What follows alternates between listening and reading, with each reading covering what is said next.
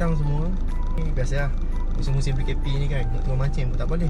Jadinya hari ni aku nak share dengan korang tips di mana persediaan sebelum memasuki hutan tebal untuk memancing ikan air tawar ataupun ikan sungai ataupun fresh water seorang diri. Apa ni, sepanjang pembuatan aku pun dalam dunia casting ataupun memancing dengan menggunakan umpan tiruan ni, ramai kawan-kawan aku ni tanya kat aku tau, Ji, tak takut ke turun seorang-seorang? Sebab pot aku ni heavy tau. Pot aku ni macam hutan agak tebal, perjalanan jauh. Lepas tu memang jarang lah orang nak masuk hutan ni seorang-seorang. Jarang nak pergi mancing pun seorang-seorang. Aku ni shift aku tak sama. Aku kerja shift, off day pun tak sama. Jadinya tu lah, kita kena betul niat. Kita kena ada semangat, berdoa untuk kita turun. Aku ni dah melalut kan ni, cerita macam-macam ni. Kita kembali ke landasan. Dah jauh melalut ni. Niat utama aku, okay, hari ni aku nak buat vlog. Niat utama aku nak bagi tips dekat korang semua, persediaan sebelum memasuki hutan tebal untuk memancing ikan air tawar ataupun ikan sungai ataupun fresh water, di mana seorang diri, korang turun seorang diri. Aku nak bagi tips kat korang. Okay, aku pernah share benda ni dalam perkara ni dalam FB. Jadinya hari ni aku nak share korang dalam bentuk video lah. Okay, bila kita bercerita mengenai memancing secara menebing seorang diri jauh di dalam hutan belantara yang tebal di hulu sungai, bukan sesuatu yang mudah seperti gambaran di video maupun gambar. Ianya memerlukan keazaman, kemahiran, kesungguhan, doa dan juga tawakal. Kelengkapan juga adalah sangat penting sebagai persiapan untuk sebarang kemungkinan yang akan ditepuhi. Okay, kat sini aku kongsikan pengalaman aku sendiri, okay, dan antara persiapannya. Nombor 1, niat, doa dan semangat korang. Okay, berniatlah di dalam hati sahaja aku turun memancing untuk mencari rezeki hari ni hanya kerana Allah SWT. Ini kerana tanpa izinnya kita tidak akan dapat turun memancing, serta sebelum keluar dari rumah juga bacalah apa jua doa yang bersesuaian. Jangan lupa semasa memancing bacalah doa atau zikir atau azan di dalam hati untuk mengelak daripada gangguan jin atau syaitan. Kerana di hutan yang berbukit dan tebal adalah tempat tinggal mereka. Anda keseorangan, tidak berteman untuk berbicara. Jadi perlu cekal dan keras hati untuk melawan perasaan kemungkinan anda akan diganggu oleh makhluk halus. Biasanya sebelum aku keluar dari rumah, aku selalu mengamalkan doa macam ni. Aku share dengan korang. A'udzubillahi minasyaitonirrajim. Bismillahirrahmanirrahim.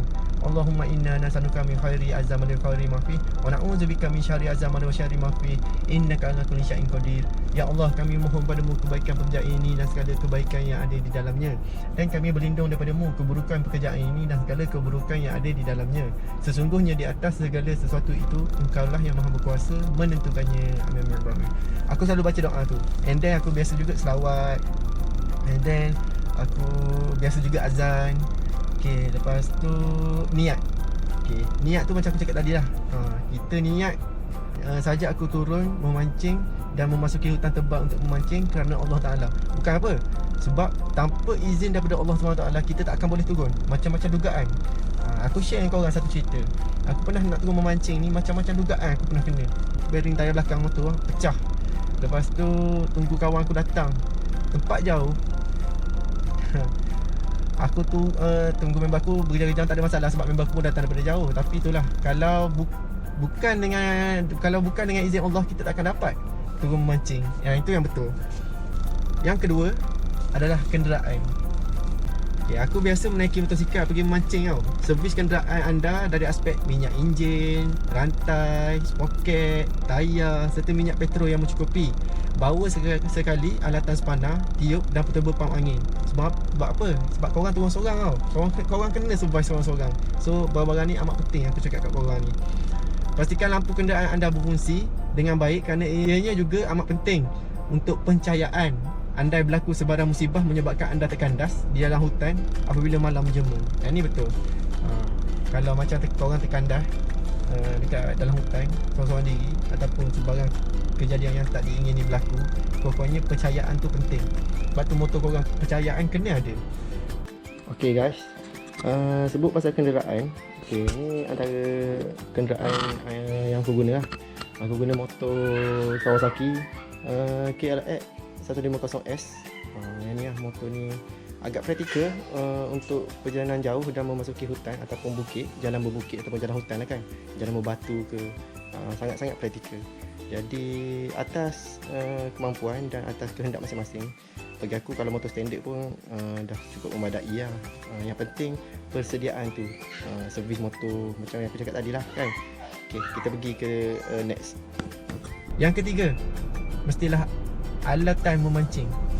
Okay, alatan memancing ni contoh dia joran, mesin spinning ataupun BC yang korang pakai, braided ataupun monoline, short leader ke, ataupun swivel ataupun snap, and then gewang ataupun umpan tiruan yang korang bawa tu lah. Tapi korang semuanya tentu lebih arif daripada aku kan. Aku cuma share yang ni je lah kan. Okay, yang ke berapa? 1, 2, 3, yang keempat. Yang keempat, parang. Okay, parang ni memang wajib korang bawa. Pastikan anda membawa dan sentiasa sisipkan di pinggang. Bukan sahaja untuk menebas semak atau hutan, malah ianya dapat digunakan sebagai alat untuk mempertahankan diri daripada serangan binatang buas. Malam tidak berbau guys. Waspada sentiasa serta peka dengan keadaan sekeliling. Okay, aku biasa pakai 2 parang. 2 jenis parang. Okay, biasanya kalau aku rasa macam berat sangat, yang parang belah kiri aku ni berat, okay, parang yang belah kanan aku ni ringan, tapi alhamdulillah boleh lah guna, tajam lah. Pastikan tajam. Lagi satu, sisipkan kat pinggang korang. Mana-mana tak kisah parang jenis apa pun, janji tahan lasak dan kuat dan tajam. Itu yang penting. Okay, lepas tu apa lagi Yang kelima, mercun. Okay, korang turun seorang tau. Korang turun seorang, andailah berlaku apa-apa kejadian, biasanya orang tua-tua pesan memang kita kena bawa mercun.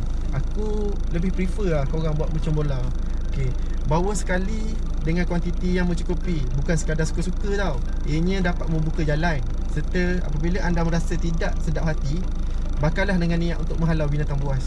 InsyaAllah dengan izinnya kesejahteraan anda dijaga dan selamat. Maksudnya kat sini, kalau korang rasa tak sedap hati, ataupun korang rasa macam berdebar ni, korang rasa macam ada bau ke, ada something ke, tak kena, korang bakar mercun. Tapi korang niat lah untuk menghalau binatang buas kan. InsyaAllah lah, tak ada apa-apa. Yang seterusnya, headlamp. Okay, headlamp ni ataupun dalam bahasa Melayu, lampu kepala, yang kita pakai kat kepala lah kan. Lampu macam ni, sekejap.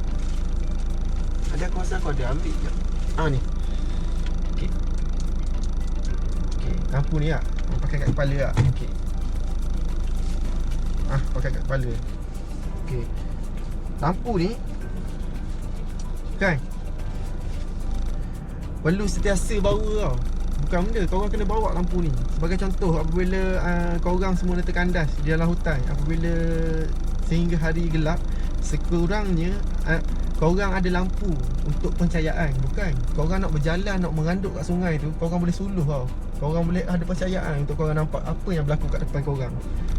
Jalan-jalan pun korang nampak. Bukan itu saja, yang ni betul. Yang ni aku dah karang siap-siap dalam handset tau. Jadi aku dah susun ayat supaya aku tak tersasul cerita kat korang. Bukan itu saja, malah dapat menggantikan lampu motosikal korang andai lampu motosikal korang tu terbakar. Yang ni betul. Korang ni, headlamp ni korang boleh pasang tau. Korang boleh pasang dekat kepala motosikal korang. Kalau motosikal lah kan. Kalau naik kereta biasa tak ada masalah kan. Okay, yang ni penting. Dry bag. Bagi aku lah kan, dry bag ni amat penting, bukan sahaja sebagai tempat untuk bawa dan menyimpan barang-barang, malah boleh jadi barang yang dapat selamatkan diri dan nyawa kita. Sebagai contoh, jika berlaku kepala air, korang boleh guna dry bag sebagai pelampung dalam beberapa minit. Ianya mampu mengampunkan diri korang daripada lemas akibat berlaku kekejangan otot pada anggota badan kita. Jangan lupa pilih dry bag yang berkualiti. Tetapi jika ada pilihan jalan darat ataupun jalan bukit, maksudnya jalan bukit dan jalan darat lebih afdal dan selamat jika ada pilihan lah kan. Jika ada pilihan. Okay, aku nak tunjukkan korang. Ni antara dry bag, jenis dry bag yang aku beli dalam Shopee. Okay, ni. Okay, dry bag ni korang beli lah, tak kisah jenis Hyper Gear ke, yang aku ni Marjet ke, tak kisahlah apa-apa brand sekalipun. Tapi pastikan berkualiti, tahan lasak, tahan lama. Lagi satu, dengan berat badan korang, sesuaikan dengan berat badan korang. Aku suka beg yang besar ni sebab barang boleh bawa banyak dalam beg. Cerita pasal dry bag, ada dalam vlog aku, dalam beberapa episod, dalam 2 episod tak silap aku, dalam vlog aku pernah nak hampir-hampir nak kena kepala air tau. Yang hampir nak kena kepala air tu, air keruh dan agak besar sedikit. Yang kali kedua memang datang betul kepala air. Cumanya yang menjadi bernasib baiknya, aku dan kawan-kawan aku, kepala air tu tidaklah sedahsyat mana, ataupun taklah terlalu besar. Maksudnya kalau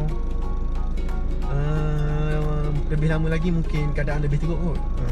Maksudnya masa tu pun aku dah berpatah balik. And then jalan, bukan aku tak nak jalan masuk ke hutan tau. Jalan hutan tu sangat berbukit, bercurang, dan bukit dia tinggi gila. Jadinya aku fikir-fikir, kalau kita orang lalu ikut jalan hutan pun lagi teruk. Kita orang mungkin akan sampai malam ataupun lewat malam. Sebab tu aku berpatah balik melalui ikut air. Sebab apa? Sebab kepala air tu tidaklah sangat terlalu dahsyat ataupun tak terlalu besar. Aku dengan kawan-kawan aku boleh kontrol lagi kepala air tu. Itu pengalaman aku lah kan. Lepas tu Yang seterusnya adalah lighter ataupun pencucuk api. Okey, sambil korang berehat di dalam hutan tebal, nyalakanlah kayu api. Asap daripada kayu api yang korang bakar tu akan mengeluarkan bau yang kuat untuk menandakan tempat korang berehat, malah dapat juga memberi isyarat ataupun menghalau binatang buas dari jauh. Ni pesanan aku belajar daripada orang asli, belajar dengan orang lama, belajar dengan orang tua. Korang kalau macam berehat ataupun korang nak lepak lama, dalam korang makan mungkin dalam tak sampai sejam lah. Contohnya, kalau ada masa korang buat dah unggun api, tak rugi, tak membazir korang buat unggun api. Itu adalah sebagai isyarat. Bau daripada unggun api korang tu kuat tau dalam hutan ni. Macam tu lah. Sebab tu kalau macam ada yang member korang merokok, bagus sebenarnya merokok ni. Aku tak cakap merokok tu bagus untuk kesihatan. Tak, aku tak cakap macam tu. Maksud aku, daripada pembakaran asap rokok tu, isyarat bau tu, binatang buas boleh bau lebih jauh daripada apa yang kita fikirkan. 1 km, 2 km, 3 km, lebih pada tu lagi binatang buas dah berbau. Maksudnya dengan kehadiran bau badan kita, dengan bau rokok memang kuat dalam hutan. Okey, seterusnya, bahan makanan dan minuman. Korang bawa lah lebih, jangan kurang. Lebih boleh, kalau lebih korang bawa lebih tu, yang mana lebih korang boleh bawa balik lah. Tapi jika kurang, korang memang merana lah, sebab korang turun seorang tau. Ini kerana korang perlu pastikan tenaga untuk pergi dan balik korang tu mencukupi. Okey, korang tiada tempat berharap kecuali pertolongan daripada Allah SWT kan. Okey, korang juga harus berdikari hidup seorang diri di dalam hutan. Okey, yang seterusnya adalah kasut getah Mr. D. Okey, kasut getah Mr. D lah, walaupun harganya tidak sampai RM6, tapi ianya juga ibarat nyawa lah bagi aku lah kan. Aku sangat selesa menggunakan kasut tu sehingga kini. Ini kerana kasutnya sangat praktikal. Bukan, korang tahu tak kenapa aku cakap praktikal? Ini kerana kasut ni sangat praktikal. Ketika menanduk, dia macam apa ni, kasut ni lebih mencengkam tau. Lebih mencengkam. Bila korang pijak atas batu sungai ataupun jeram ataupun permukaan licin, dia lebih grip. Kasut Mr. D ni, contoh dia macam ni. Okey, tak kira kalau korang nak melompat ke atas batu tu ataupun korang nak berjalan laju ke atas batu tu, bagi aku kasut Mr. D ni sangat praktikal. Okay, contoh kasut dia macam ni. Ni memang kasut aku pergi memancing. Okey, macam ni kasut dia. Okey, korang tengok kasut ni, memang harga dia murah gila. Harga dia tak sampai RM6 pun. Harga dia tak sampai RM6, tapi sangat-sangat praktikal. Nampak pun harga RM6 kan. Jadinya berbaloi lah kalau macam kita guna. Kalau korang kerap turun memancing, korang aktif memancing, korang turun seminggu 3 kali, seminggu 2 kali, 3 kali, 4 kali. Okey, kasut ni serius aku cakap, kalau korang pijak atas permukaan tajam, dia memang cepat pecah. Ataupun lama-lama korang guna dalam beberapa minggu ataupun beberapa bulan, memang cepat pecah, hancur dia punya tapak. Tapi sangat-sangat praktikal. Ada satu kejadian lah, kawan aku ni dia guna kasut lain, habis slide atas permukaan batu jatuh lipat lah, apalah. Yang tu semua dugaan lah, semua tu pengalaman lah kan. And then Alhamdulillah setakat ni so far kawan-kawan aku pun semuanya memakai kasut yang kawan aku yang lebih lama daripada aku nasihatkan dia orang, ataupun aku sendiri yang nasihatkan kawan-kawan aku, semua dia orang pakai kasut macam ni. Kalau kalau macam nak join aku memancing ataupun menganduk, memang kena pakai kasut ni. Serius aku cakap, memang kena pakai kasut ni. Okay, yang seterusnya survival kit. Okay, survival kit ni korang bawa sekali tau. Kerana apabila korang sesat di dalam hutan, korang mampu hidup dan bertahan lebih lama. Sebab apa tau? Sebab dalam survival kit ni ada macam-macam. Masalahnya telah disertakan sekali lah kan, dia punya cara penggunaan setiap barang kat dalam tu. Dalam tu macam-macam barang ada. Walaupun survival kit besar macam ni, aku tak ada contoh, aku nak tunjuk kat korang. Tapi survival kit tu korang boleh korang boleh search ataupun korang boleh google dekat Shopee ke, korang tengok apa barang yang ada kat dalam tu. Instruction dia biasanya, petunjuk dia ataupun cara-cara penggunaan dia biasa memang dah ada kat dalam tu. Kompas, batu gergaji manual, dia punya rantai gergaji tu kan. Lepas tu even dia punya pencucur api pun, yang manual pun ada, dia punya gesek. Yang tu pun ada. Apa yang ada kat dalam dia aku pun ingat kat lupa. Tapi macam tu lah dia punya alat survival kit tu. Okay, apa lagi aku nak share dengan korang? Rasa-rasa dah habis dah apa yang aku nak share dengan korang. Semoga ianya bermanfaat pada korang dan memberi faedah kepada korang semua. Dan jika korang rasa kalau berguna kepada korang semua, korang boleh share vlog aku. And then jangan lupa menyokong aku dengan subscribe, like, share dan komen. Tak tahu lah aku musim-musim macam ni, kecuali kalau musim macam ni aku boleh turun sebagai seorang nelayan je. Yang tu je yang boleh. Nelayan ni pun aku tumpang abang aku lah. Tu je lah. Mungkin lepas ni vlog-vlog aku akan ada macam aku pergi turun sebagai seorang nelayan, belajar menjadi seorang nelayan, macam tu lah kan. Apa pun, insyaAllah aku akan cuba update aku punya vlog seminggu sekali, paling tidak. And then terima kasih kepada korang semua kerana menyokong aku selama ni. Aku sangat-sangat berterima kasih korang. Korang memang hebat, korang memang sempoi. Okay, tanpa korang pun siapalah aku. And then apa lagi nak cakap dengan korang? Itu je lah peragaan aku. Vlog macam ni lah aku boleh share kat korang. Nak buat konten pun, kalau korang ada pendapat apa-apa semua, boleh share dekat komen. And then mungkin lepas ni aku akan share korang set ataupun set pancing apa yang aku pakai, jenis apa, brand apa, gewang, jenis-jenis gewang mungkin lepas pada ni lah kan. Okay, itu sahaja pada kali ni. Kita jumpa lagi next time. Majulah suka memancing untuk kita semua. Muah.